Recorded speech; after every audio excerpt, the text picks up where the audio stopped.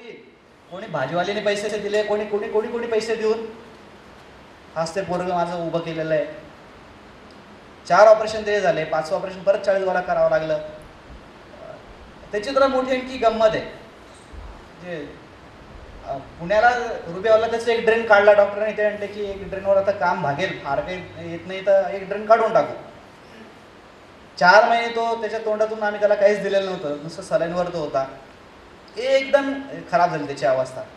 आणि सगळं ते पॅनक्रियाचं त्याच्या त्या आतड्यानं चिकटलं. आतड्या सगळ्या त्या पुन्हा चिपकून गेल्या पूर्ण. जवळपास अर्ध्या फुटापेक्षा जास्त भाग काळा पडून गेलेला होता आतड्याचा. जसं आम्ही खुरून बघितलं तर सगळं बाहेर काढून पाहत होतं. मग डॉक्टर म्हटले की इथं काढून टाकायला लागेल एवढं. अरे म्हटलं काढून कसं झालं. मग त्यांनी पुन्हा मुंबईला कोण त्यांचे मित्र डॉक्टर बोरकर त्यांना बोलले. ते म्हणले की काय करतात अशा परिस्थितीत. ते म्हणले एक तर तातडीने त्याला मुंबईला घेऊन ये, नाहीतर मग ती मशिनरी तुमच्याकडे नाही आहे. म्हटलं काय करतात. ते म्हणले नाही, त्याच्यामध्ये त्याला स्टीम द्यावी लागते, ऑक्सिजन सोडावा लागतो, आणि ते जर गुलाबी झालं तर ते वाचता नाही तर मग काढून टाकायला लागतं. म्हटलं मुंबईला नाही तर शक्यच नाही, सगळं पोट आपण बाहेर काढून ठेवलं त्याचं. असं करू म्हटलं आपण सगळं ते सर्जिकलचं मटेरियल त्या कुकरमध्ये लावतो, गॉस टाकू, उकळून घेऊ, त्या आकडे त्यात गुंडाळून ठेवू, ऑक्सिजन सिलेंडर आहे, ऑक्सिजन भरू त्याच्यामध्ये. करायला काय, करायला तर पाहिजेच. आणलं ते सगळं केलं. 15 मिनिटांनंतर हळूहळू त्याला गुलाबी शेड आली, पोराचं आतडं वाचलं, काम झालं. पण यासाठी त्यांचा माझ्यावर असणारा विश्वास आणि माझा त्यांच्यावर असणारा विश्वास, म्हणजे एक पेशंट म्हणून किंवा पेशंटचा नातेवाईक म्हणून आणि एक डॉक्टर म्हणून जो एकमेकाशी संवाद असावा लागतो, जो विश्वास असावा लागतो, तो जर निर्माण करू शकलो ना तर मला नाही वाटत की कुठल्या डॉक्टरकडे काही फेल्युअर घडेल. प्रचंड मनात भीती असते की अरे असं करताना जर काही झालं तर मग नातेवाईक काय गोंधळ घालतील. त्या नातेवाईकांचा डॉक्टरवर विश्वास नसतो. तो विश्वास निर्माण करण्यासाठी मला माझं एक काम खूप महत्त्वाचं ठरलं. जे माझ्याकडे येणारे पेशंट कधी विचारत पण नाही की त्या पेशंटचं काय होणार आहे. नाही दादा, तुम्हाला काय करायचं ते करा. 0 मॉर्टिलिटी करून ठेवली या विश्वासाने. मर म्हटला मरत नाही माझ्याकडचा पेशंट.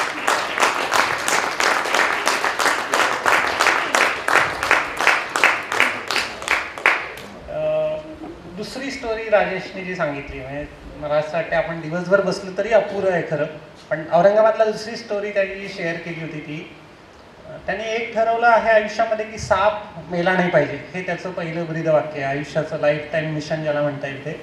दुसरं त्यांनी मिशन असं ठरवलं, त्याचं बोट गेलं पहिल्या बाईटमध्ये, तुझं हे बोट गेलं, आणि हे बोट त्याला नेहमी आठवण देत राहते. आणि तो असं म्हणतो की आता कुठलाही अवयव गेला नाही पाहिजे स्नेक बाईटमुळे. हे दुसरं मिशन. मग त्याने एका मुलाची स्टोरी सांगितली की ज्याला व्हायपर बाईट होता आणि खूप गँग्रेनस हात झालेला आणि ॲम्प्यूट करायचं असं एक 5-6 सर्जनचं ओपिनियन होतं सगळं. आणि मग तो आला तिथे, त्या डॉक्टर पूर्ण पात्रेच ना तेव्हा त्यांच्यासोबत, आणि मग असं ठरलं की ॲम्प्यूट करायचं. पण राजेश म्हणाला की नाही, जर आपण प्रयत्न करून पाहूया. मग ग्राफ्ट वगैरे करायचा होता, तर ग्राफ्टिंगचं काही स्किल नाही जनरल सर्जनकडे, ते इन्स्ट्रुमेंट नाही. मग त्यांनी मागवले मुंबईवरून राजेशच्या आग्रहा खातर, आणि मग जरा करून बघूया. आणि मग त्यांनी थोडासा प्रयत्न केला, तर त्यांना काही सरावाचा पार्ट आहे हा सगळा, तर तो काही त्यांना तेवढा क्लिअर कट ग्राफ्ट नाही मिळाला. तर राजेश म्हणाला तर आम्ही करून बघू का. त्यांचं बॉन्डिंग जे आहे ओटीमधलं इतके वर्षांचं पाहिलेलं असल्यामुळे, तसे आपण पाहतो की खूप साऱ्या गोष्टी टेक्निशियन्स करत राहतात, म्हणजे असं काही जरुरी नाही की कागदच पाहिजे असतो सगळा. तर राजेशनी छान एका स्लाईसमध्ये सगळं काढलं ते, आणि ग्राफ्ट झाला त्याचा, आणि त्या पोराचा हात वाचला. आता हे सगळं कसं शिकला, तर तो म्हणे राजेश तो फापडा काढायचा हॉटेलमध्ये काम करताना, आणि फापड्यासाठी काहीतरी ते सुरा वापरावा लागतो, आणि तो विशिष्ट अँगलने तो सगळा पकडायला लागतो. तर हे याने असं एक काढलं की ते सलगच निघणार, म्हणजे असं कधीच तुटणार नाही. टरबूजवाल्याच्या शेजारी बसून तो टरबूज कसा कापतो हे त्यांनी 2-4 महिने बसून त्यांनी पाहिलं सगळं. हे जे आहे त्याच्या मागची लर्निंग प्रोसेस जी आहे ना, ती अफाट आहे त्याची सगळी. हे काही चमत्कार नाही आहेत तसे. हे सगळं तुम्ही स्किल लेवल स्वतःचे किती वाढवता, फिजिकल स्किल्स, यावरती सगळं अवलंबून आहे. तो माझा काही विश्वास बसला नाही. म्हटले असं कसं होऊ शकते, शक्यच नाही. पण म्हटलं आता ठीक आहे, म्हणतोय हा, पहिली स्टोरी तर खरी निघाली, आता ही कदाचित असेल एखादी लावलेली अशी. असंच मी मांडलं त्या दिवशी खरं म्हणजे अगदी औरंगाबादला. नेक्स्ट डे मला अमळनेरला जायचं होतं. अमळनेरला गेलो, तिकडे पण एक यूथ कॅम्प होता. तिकडे गेलो आणि संध्याकाळी पोहोचलो 5-6 वाजता, आणि पोरांशी गप्पा मारत बसलो. म्हटलं तो आमच्याकडे तो काल 40 गावचे राजेश ठोंबरे आले होते, आणि ते काय काय सांगत होते, आणि मग ही पण स्टोरी सांगितली मी. एका पोराची किंवा त्याचा पोराचा हात वाजला असं ते म्हणतात वगैरे वगैरे. एक पोरगा मागे उभा होता जरा रांगेमध्ये घोळक्यामध्ये, तो समोर आला, त्यांनी बाही वर केली आणि सर म्हणे मीच तो उमेश बोरसे. नेक्स्ट डे इव्हिनिंगला आदल्या दिवशी राजेशने स्टोरी सांगितली आणि दुसऱ्या दिवशी तो उमेश भेटला, उमेश बोरसे त्याचं नाव. म्हणजे मला असं वाटतं की हे जे आपण मेनस्ट्रीमवाले लोक सगळ्याच क्षेत्रातले विज्ञानाच्या नवीन काही गोष्टी स्वीकारण्याला फार सहजासहजी तयार नसतात. हा खूप मोठा फ्लॉ आहे आपल्या सगळ्या वैज्ञानिक लोकांचा खरं त्या अर्थाने. नाही, तपासून घ्यायला पाहिजे हे नक्की खरं आहे, पण ते तपासल्याशिवाय रिजेक्ट नको करायला, हेही तेवढंच खरं आहे. नाही तर आपणही त्या अर्थाने अवैज्ञानिकच ठरतो त्या पद्धतीने. नाही तर मग नवीन गोष्टी आल्याच नसत्या. विज्ञानाचं इव्होल्युशन जे काय झालं ते सगळं असं झालं प्रचलित मान्यतांच्या विरोध असंच पुढे गेलेलं आहे विज्ञान. ती पॉसिबिलिटी आपण थांबवतो. मला वाटते राजेशच्या या सगळ्या प्रवासामधनं अशा खूप साऱ्या पॉसिबिलिटीज आहेत. सापांशिवाय त्याचं पक्षी म्हणजे जवळपास 750 पक्षी त्याच्यामुळे वाचले. कुठेही पक्षी जखमी झाला पडला की याच्याकडे येणार. तो व्हेटरनरी डॉक्टरांसोबत पण काम करतो, ते पण जरा सांगणं पक्ष्यांसोबत. त्याचे तर खूप सारे एरियाज आहे खरं. तो शिकारी, अवैध शिकारींविरुद्ध काम करतो. खूप सारे जंगलातले तस्कर त्याने पकडून दिले, त्यामुळे कायम त्याच्या डोक्यावरती तशी मृत्यूची टांगती तलवार असते त्याचं नाव तसं फार हे आहे. त्यामुळे त्याला जरा आयडेंटिटी पण बरेच वेळा हे करायला लागते सगळं. म्हणजे बिबट्याचे कातडे आणि थेट, आणि त्याचा वावर थेट रत्नागिरी टू गडचिरोली असा आहे सगळा. फॉरेस्ट डिपार्टमेंटसोबत काम करतो. म्हणजे त्याच्याकडे मुख्यमंत्र्यांनी दिलेलं ते काय वार्डनचं असते जिल्ह्याचं, तसं ते आय कार्ड पण आहे आणि ते सगळं वापरतो जिथे कुठे गरज पडेल तिथे तो. पक्षी आणि प्राण्यांबद्दल जरा सांगणं.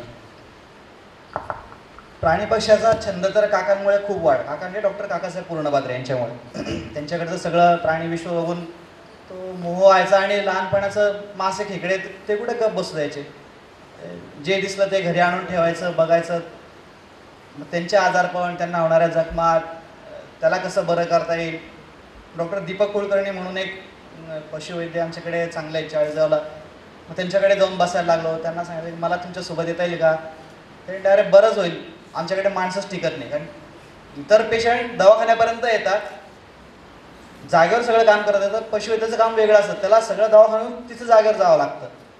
कारण ते गाय, म्हैस, बैल त्यांना काही तिथं ते घेऊन येणं शक्य नसतं. ते जागेवर काम करायचं असतं आणि ते काम तर आणखी थकवणारं, प्रचंड थकवणारं.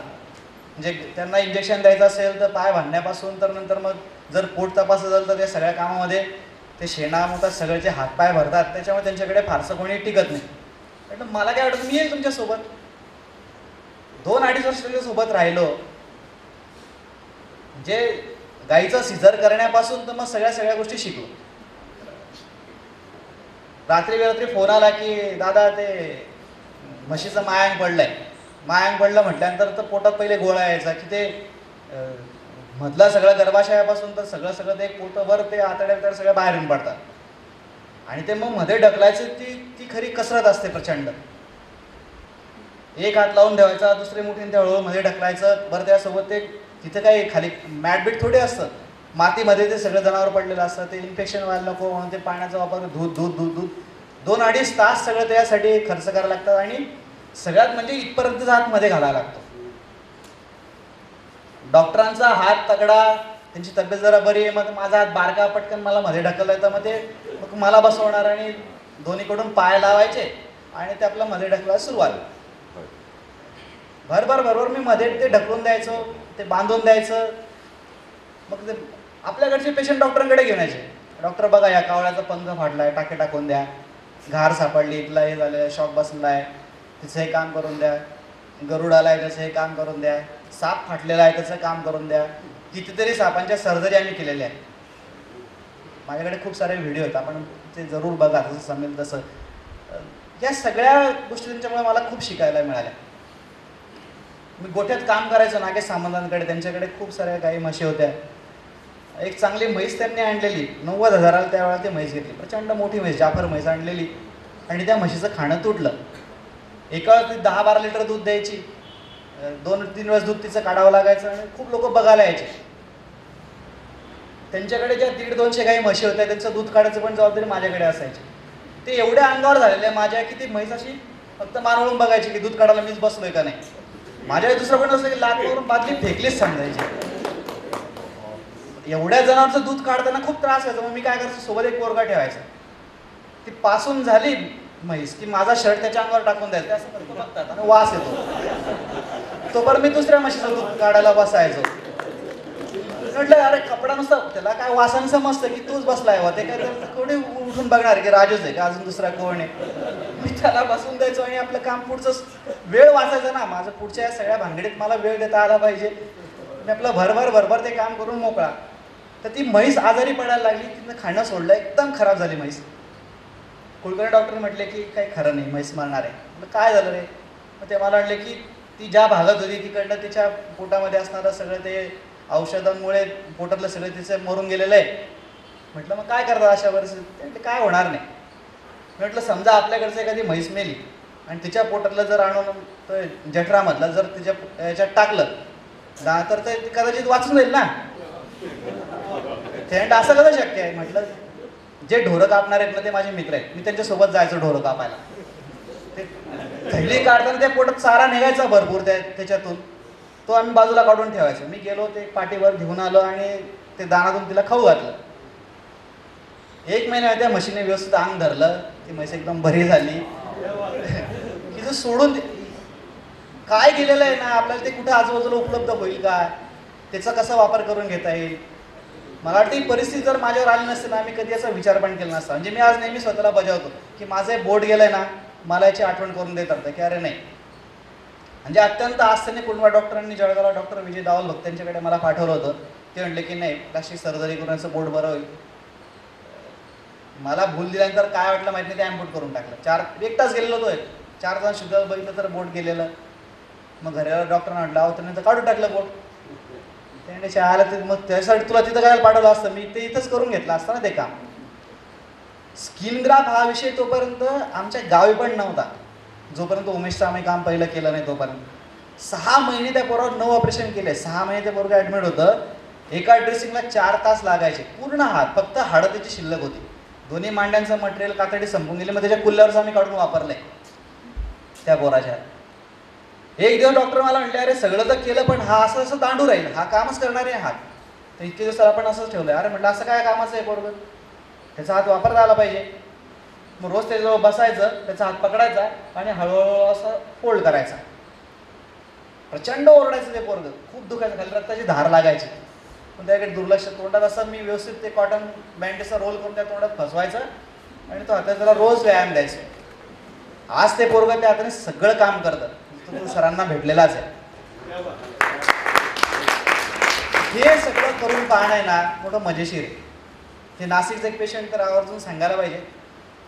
डॉक्टर चड्डा म्हणून मेडिकलची विद्यार्थिनी MBBSची, तिला हॉस्पिटलमधूनच म्हणजे त्यांच्या कॉलेज उतरत असताना घोणसार पाय पडला आणि घोणस चावला.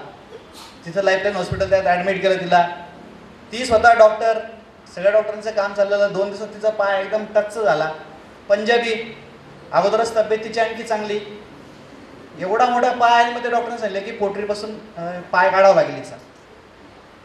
4 महिन्यात लग्न ठरलेलं. मग त्यांना कोणतरी सांगितलं 40 गावाला जा, मोठं हॉस्पिटल सापाचं तिथे.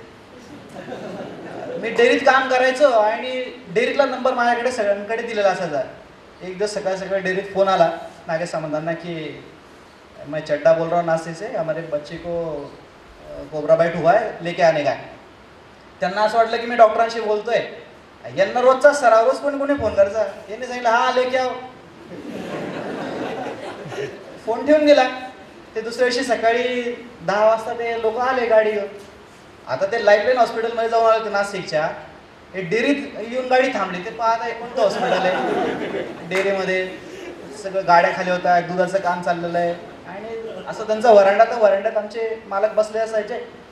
मग त्यांनी विचारलं कौन चाहिए. कल हमने फोन किया था, अच्छा आओ. त्यांना वर बसवलं आणि डेअरीत आवाज दिला ऑपरेटरला, अरे राजूला बोलो. मी कोल्ड रूममध्ये क्रीम काढत होतो. आता कोल्ड रूममध्ये काम करताना कपडे सगळे ते आमच्या डेअरीतले कामाचे कपडे, ते हातपाय सगळे मळकट, अंगावरचा शर्ट, हाताला इथपर्यंत क्रीम आणि ते सगळं लागलेलं. मला काय माहिती कोण. मला वाटलं मालकाने बोललं म्हणजे दुसरं काम नाही, आपलं धावत हाताची क्रीम पुसत तिथे उभा. म्हटलं काय, अरे ते पेशंट आलं ना म्हणे. ते मुली शेवटी माझ्याकडे पाहता की ही कोणाला भेटायला सांगता. आमच्या तिथला घरचा घरगडी पण याच्यापेक्षा बरा दिसतो, अशी याची अवस्था. ते म्हटले आप सही तो बता रे. कहना आपका प्रॉब्लम क्या है? बोले नहीं ये डॉक्टर ने सब लिख के दिया, ये देख लो. तो वो मैंने देखता ये और पूर्ण डॉक्टर वो देखते. मग मी बघितलं, म्हटलं ठीक आहे आपण दवाखान्यात जाऊ, काम करू. मग आलो सुभाष काकांना सांगितलं, म्हटलं काका ते असं घे मध्ये बघ, तोपर्यंत मला 2 अपेंडिक्स तेवढे मी करून घेतो, तू बघून घेतो तोपर्यंत. मी गेलो म्हणजे बघितलं. सावळे सरांना फोन केला, त्यांना म्हटलं मला असं वाटतं की ते फक्त जेवढं खराब आहे ना तेवढं आपण लोकल ASP द्यावं, लोकल GA देऊन तेवढं काम आपण करू शकतो. मग ते आणि सतीशला येऊन करून घ्या ना, कशाला मला तू हे करतो. नाही म्हटलं पण पहिले बापूंना येऊ दे, त्यांना बघून घेऊ द्या. त्यांना सांगितलं आणि करा. आम्ही फक्त ते तेवढं या ठिकाणी फक्त थोडंसं काळ झालं तर तेवढंच लोकल ASP पण दिलं पुढे गँग्रीन वाढू नये म्हणून. तेवढा भाग बधीर केला. बधीर पण नाही केला. मी म्हटलं बधीर नका करू, बधीर केलं तर जास्त काढला जाईल. मग तिला म्हटलं तुला थोडं दुखेल तेवढं सहन कर, जिथं तुला सांग तेवढं बघ, मग आम्ही सोडून देऊ, म्हणजे तो चांगला आहे. आता त्याचा अर्थ आहे सरळ सरळ. नाही तर मग सगळंच बधीर केलं तर तुझं सगळंच नुकसान होईल. मग काम करताना सांगायची हा अभि हा दुखरा आहे, मग तेवढं सोडून द्यायचं. हा अभि इतर दुखरा आहे, मग तेवढं सोडून द्या. असं करत करत जेवढं काळ तेवढं काढून टाकलं, ड्रेसिंग केलं. मग मी बाहेर आलो. मग डॉक्टरने येऊन बघितलं, त्याने ठीक आहे. बाहेर आलं तर तिचे वडील उठले. डॉक्टर आणले, कहाँ से काटा पैर? बापू बघायला लागले, किसका पैर काटने का दावा है? नहीं अभी वो पेशेंट लेके गए अंदर, तो ये देखो ये सब हमारी फाइल लाए थे हमने और आपकी तरफ भेजा था कि यहाँ से पैर काटने का बोला था क्या? ठीक है देख लो बोल. त्यांनी आवाज दिला, अरे सतीश घेऊन रे. आणि तिला ती चालतच तिकडनं आली ना. चालत आली तर याचा विश्वास बसता बसेल ना, ज्या पेशंटला आपण. त्याने करकचून बापूंना मिठी मारली, मला मारली आणि त्याला काही सूचना, डोळ्यातून पाणी त्याच्या पडतंय. आणि तो म्हटलं की सर जी आज आपको पता नहीं हमको कितना खुशी दी तुमने. 4 महीने बच्ची की शादी थी, हम सोच रहे थे शादी तो टूट गई और बच्ची का पैर भी जा रहा है, इसका लाइफ पूरा बर्बाद हो जाएगा, आप लोगों ने तो लाइफ बना दी इसकी. कहने लगी सर ये तो सब ठीक है, अभी कितना बिल हुआ इसका? इसने कितने लिया पैसे? नहीं मैं तो कब से पूछ रहा. बोले इसको तो ये तो कोई बोल ही नहीं रहा. म्हटलं माझा काय संबंध, मी यांच्या दवाखान्यात इथं काम करतो, त्यांचं जे सगळं मटेरियल वापर असेल तेवढं फक्त तुम्ही आणून द्या, संपला विषय, पैशाचं काही कारणच नाही. डॉक्टर म्हटले की ती मुलगी पण डॉक्टर आहे, मी पण डॉक्टर आहे, आणि माझं नैतिकता अशी सांगते की डॉक्टरकडनं पैसे घ्यायचे नसतात. आणि जर राजूने पैसे घेतले तर मी तर अजिबात घेणार नाही. त्या माणसाला काय म्हणजे फक्त अटॅक यायचा बाकी राहिला असेल. तो म्हटलं की बाईट झाल्यावर दवाखान्यात गेलं तर पहिले 1 लाख रुपये जमा केले, मग पोरीला मध्ये घेतलं आणि मग पुढचं काम सगळं चाललं होतं. आणि 3 लाख रुपयाची इस्टिमेट काढून दिलं होतं की इथून पोटरी बसून पाय काढायचा आहे. आणि इथं फक्त जस्ट 15-20 रुपयात त्या पोरीचं फक्त काम झालं होतं. एक सर्जिकल ब्लेड आणून द्यायला लावलं बापूने, तेही नाही सांगितलं होतं. ड्रेसिंगचं लिहून दिलं, गोळ्या लिहून दिल्या, काय माराल फोल्ड आणि काय काय. ते म्हणले की बस काही करायची गरज नाही, घरी जा. जेवायला माझ्या घरी घेऊन आलो, जेवण घातलं आणि तसंच ते लोक परत पाठवले. जर एका डॉक्टरच्या बाबतीत हे घडू शकतं तर सामान्यांचं काय होत असेल.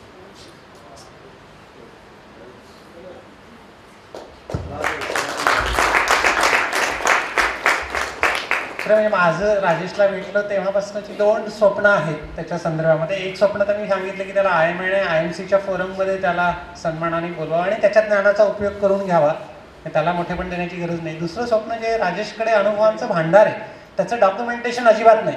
मी त्याला आत्ता म्हटलं अरे तू येतोय ना, काही फोटो बिटो घेऊन येतो. तर मोठ्या मुश्किलीने कोणाला तरी सांगून एक प्रेझेंटेशन 5-25 स्लाईडचं बनवून आणलं फक्त त्यांनी.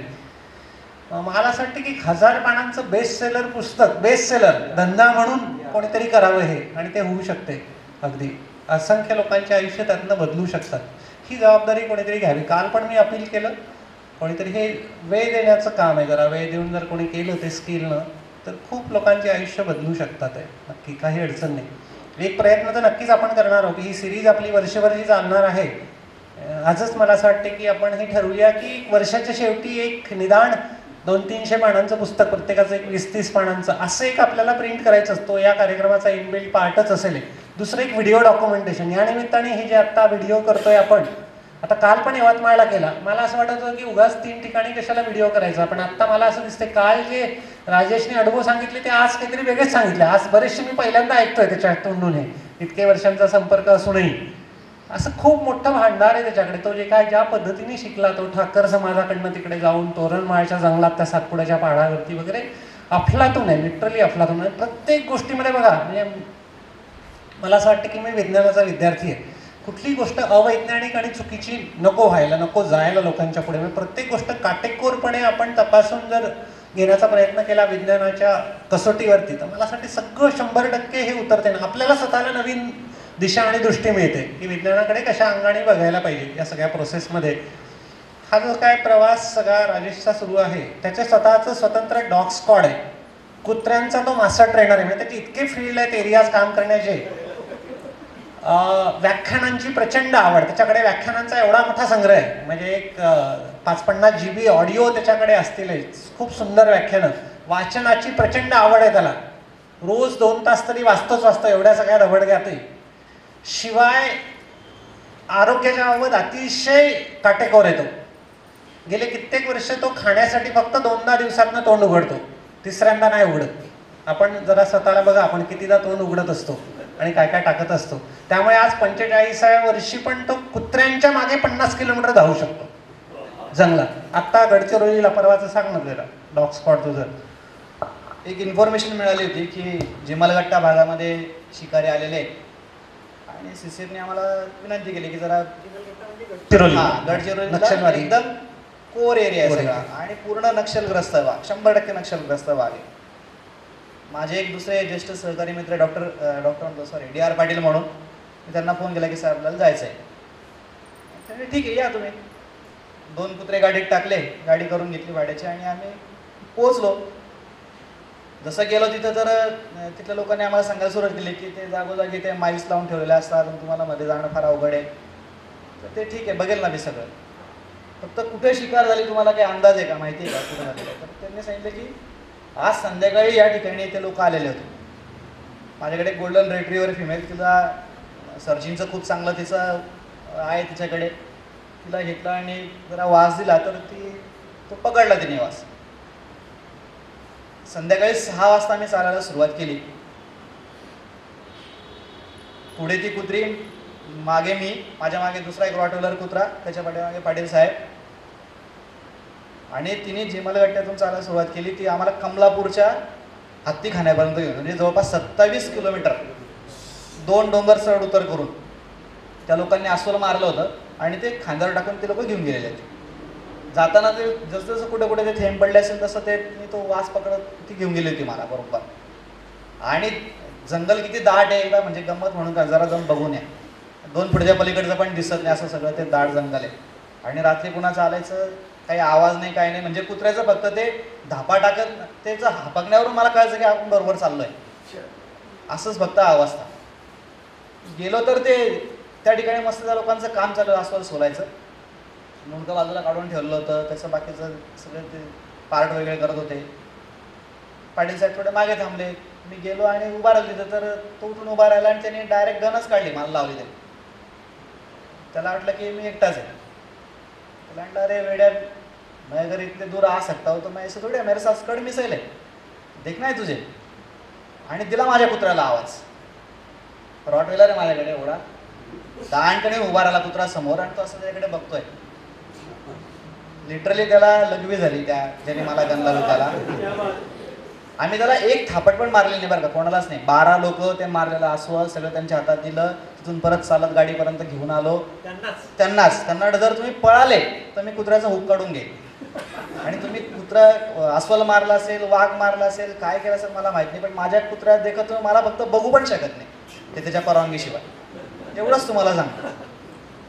आणि सकाळी 5 वाजता आम्ही येऊन साहेबांना उठवलं, म्हटलं तुमचं सामान हे लोक सांभाळा. चाललो आम्ही. तर ते असे बघत होते की अरे 2 लोक गेले, 12 शिकारी मटेरियलसह सगळ्यांना घेऊन आले एवढ्या लांबून कुत्र्याच्या भरोशावर. जे आज माझ्याकडे 14-15 कुत्रे आहेत घरी. लोकांना नको असले कुत्रे मग ते आणून देतात, मग मी त्यांना तयार करतो व्यवस्थित माझ्या पद्धतीने माझ्या कामासाठी. जर्मन शेपर्ड आहे, रॉटव्हेलर आहे, डॉबरमॅन आहे, गावठी आहे, लॅब्राडॉर आहे, गोल्डन रेट्रीव्हर आहे, बॉक्सर आहे.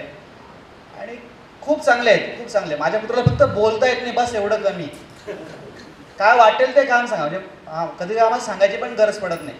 जी दारापुढे गाडी येऊन थांबली की कुत्र्याला कळतं की आपल्याला कुठेतरी कामगिरीवर जायचं आहे, मग त्यांच्यात चढावड असते की आम्हाला घ्या बरोबर म्हणून. आणि गाडीत बसल्यानंतर जे इकडून पाटील साहेब, इकडून मी आणि मागे 2 कुत्रे बसले असतात, प्रत्येक हालचाल बारीक लक्ष असतं कुत्र्याचं. म्हणजे एरवी पाटील सोबत कधी तो हे करणार नाही. माझा ब्ल्यूटूथ असा पडलेला होता आणि मी उतरून चालला गेलो. पाटील साहेबांनी असं बघितलं आणि काय म्हणून असा हात लावला तर कुत्र्याने त्यांचा हात धरला. एक पण दात लावला नाही बरं का, नुसतं असं धरून ठेवला आणि असं बघत होता त्यांच्याकडे फक्त. त्यांनी मला आवाज दिला, मी आलो तर म्हटले काय याने बघा म्हणे माझा हात धरलाय. नुसतं बघितलं पूर्णकडे, मला बघितलं त्याने हात सोडून दिला. म्हणजे पकड म्हणतो का सोड म्हणतो हे पण तो असं बघत होता की मी जर पकड म्हटलं असतं ना तुकडा पाडून टाकला असं हाताचा जागी. रॉटविलरच्या जॉची ताकद काय असते हे म्हणजे त्याच्याविषयी एक ओळ आहे की जर या कुत्र्याने पकडलं तुमच्याकडे दोनच पर्याय असतात, एक तर कुत्र्याला गोळी घाला नाही तर विसरून जा स्वतःला तो भाग होता म्हणून. असली ताकद त्या आणि लोकांनी वैतागून तो आणून दिला माझ्याकडे की प्रचंड चावला, 30-32 लोकांना चावला तो कुत्रा म्हणून. ते कुत्रं मला आणून दिलं होतं आणि ते इतकं आता व्यवस्थित तयार झालं आहे ना की काय सांगू. म्हणजे आम्ही तर गमती सांगतो की त्याच्या इतका उत्तम प्रशिक्षित कुत्रा आता कुठलाच नाही. भुंकरणार नाही, काय नाही, काय नाही, एकदम शांत. मी जर म्हटलं इथं बस रे इथं बसेल, मी किती लांबून फिरवतो तो तिथंच बसलेला असेल, हलणार नाही तिथून, अजिबात हलणार नाही.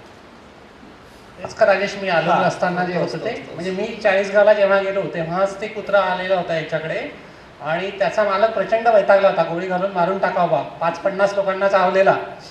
कोणतरी सांगितलं की याच्याकडे नेऊन दिलं तर सांभाळते हा, याच्याकडे आणून दिलं आणि मी पाहिलं तो 30-50 लोकांना चावलेला कुत्रा तो साधं भुंकणं पण विसरून गेलेला होता याच्याकडे. म्हणजे मी 40गावला गेलो तेव्हा तो कुत्रा पण होता. त्याच्या घरात 10-20 साप होते, 2-4 कुत्रे होते तेव्हा, 3 वर्षापूर्वीची गोष्ट. एक काहीतरी गरुड होता जखमी झालेला, एक घुबड होतं कुठलं तरी आणि आणखीन बरेच असे प्राणी होते. 4 खोल्यांचं घर आहे. त्याच्या पत्नीचं कौतुक यासाठी आहे की पेशंट्स तर करतेच करते, शिवाय हा सगळा एक्सटेंडेड परिवाराला पण खाऊ पिऊ करते आणि याचा कुठेही जराही नाही चेहऱ्यावरती कुठे काही काय म्हणून माणसामध्ये दुर्मिळतेने दिसणारं, अभावाने दिसणाऱ्या ह्या सगळ्या गोष्टी आहेत. ह्या मला त्या स्किलच्या सोबतच ह्या तेवढ्या महत्त्वाच्या वाटतात. म्हणून मी जे म्हणालो ना, अतिशय जबाबदारीपूर्वक, मी तसा खडूस मास्तर आहे, फार लवकर प्रशंसेचे शब्द माझ्या तोंडून निघत नाही, पण मी अगदी छाती ठोकपणे राजेशला भेटल्यापासून सांगतो की मला भेटलेल्या, आजवर भेटलेल्या पवित्र माणसांमधल्या पहिल्या 2-4-5 मध्ये तो आहे. खूप मोठी कामं करणारे खूप लोक आहेत, पण पावित्र्य आणि शुचिता ज्यांनी जगण्यात सांभाळलेली आहेत अशी माणसं फार कमी आहेत सगळी. आणि ते खरं राजेशची खूप मोठी ताकद आहे. त्यामुळे मला असं वाटते त्याचे जे चमत्कार वाटावे असे जे पशु पक्ष्यांसोबतचं त्याचं नातं आहे, प्रकाश आमटेंचं आपल्याला माहिती सगळ्यांना उदाहरण सगळं, तसं राजेशचं पण आहे सगळं. आणि सगळं करताना कुठेही मी काही करतोय असा भाव जरा पण नाही आहे. हे खूपच मोठी वेगळी गोष्ट आहे मला असं वाटतं.